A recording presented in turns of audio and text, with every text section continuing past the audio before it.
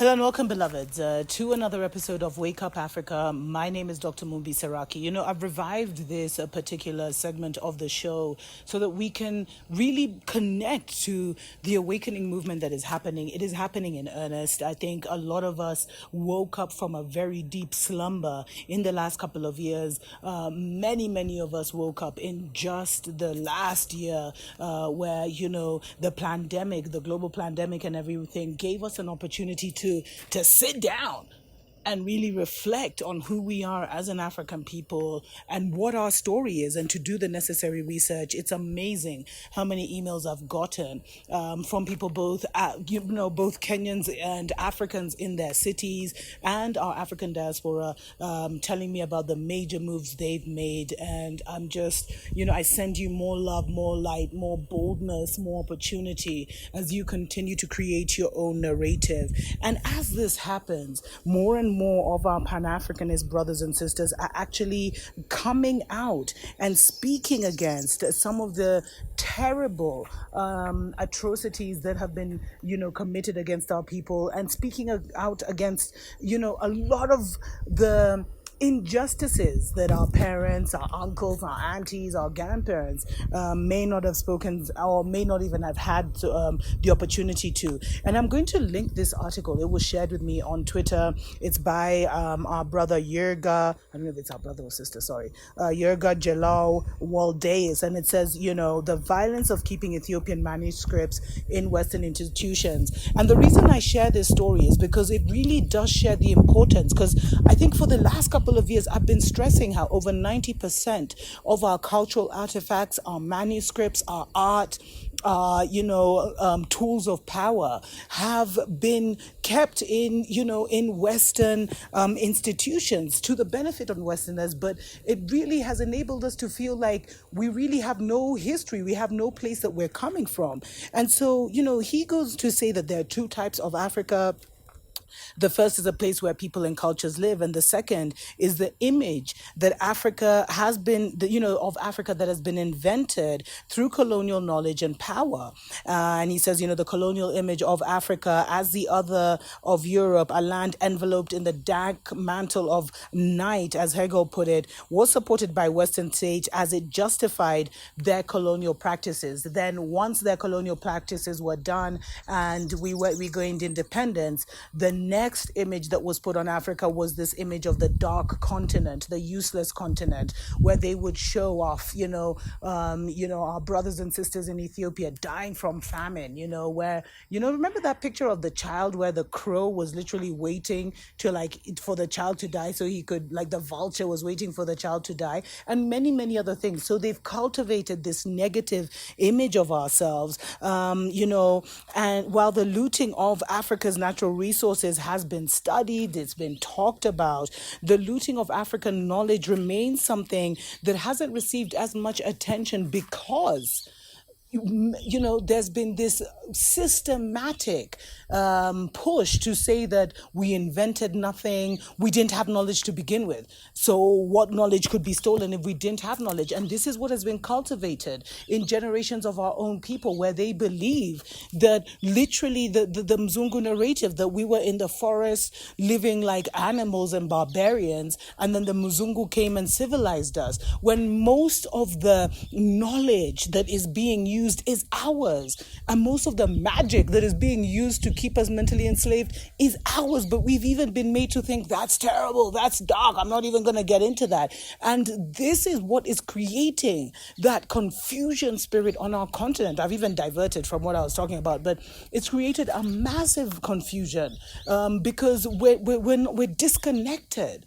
We're disconnected, beloveds, from the all, from the power, from, our own matrix, and we're connected into another matrix, and we're trying to be free in that other matrix. I mean, it's total insanity. But So what Yurga is actually talking about is the Giz language, and he talked about how Ethiopia actually developed the Giz language as a lingua franca with its own rights system over 2,000 years ago, and currently Giz is a language of academic scholarship in Ethiopia, studied through the traditional education system, and since the 4th century, an estimated 1 million Giz manuscripts have been written, covering religious, historical, mathematical, medicinal, and philosophical texts.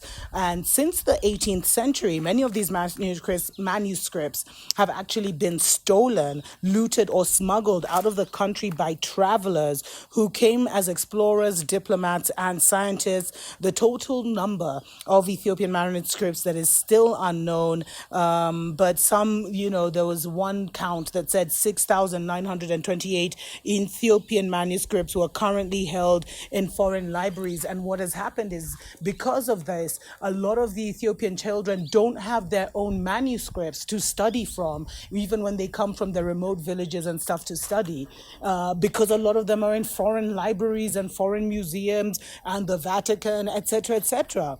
And, one of the things that is not known but that was highlighted in this article is that looting and smuggling was actually sponsored by Western governments, institutions, and notable individuals. These things just didn't leave Africa and end up in Europe somehow, some way. And, a lot has been done to kind of try and change that or reverse that. So now you have to show a certificate of origins, etc., etc. But there's still companies like the famous Christie's and all those in London, these massive, what do you call it? The ones that do the auctions, the massive auction companies that have found a way to wiggle their way out of that. Even as the Nigerians demand their Benin bronzes, they're still not getting them. Anyway, let's take a short break. We'll be right back. Wake up, Africa!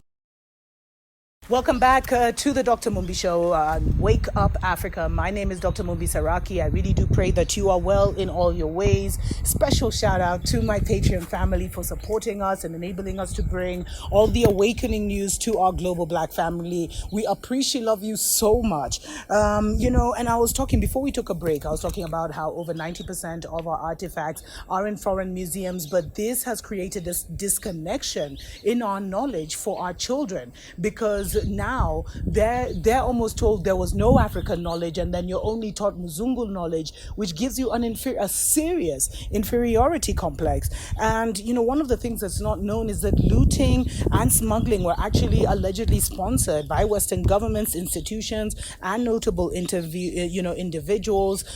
For example, in 1868, the British Museum acting director Richard Holmes joined the British Army, which was sent to rescue British hostage at Magdala, the capital of Emperor Theodorus. I've covered Theodorus and how his hair was in the divided kingdom for so long, and they brought it back last year. Definitely check that out. Now, while Holmes was on this rescue mission, he collected 356 manuscripts for the museum, and in 2018, the V&A Museum in London displayed some of the treasures by incorporating Magdala into the imperial narrative of the divided kingdom.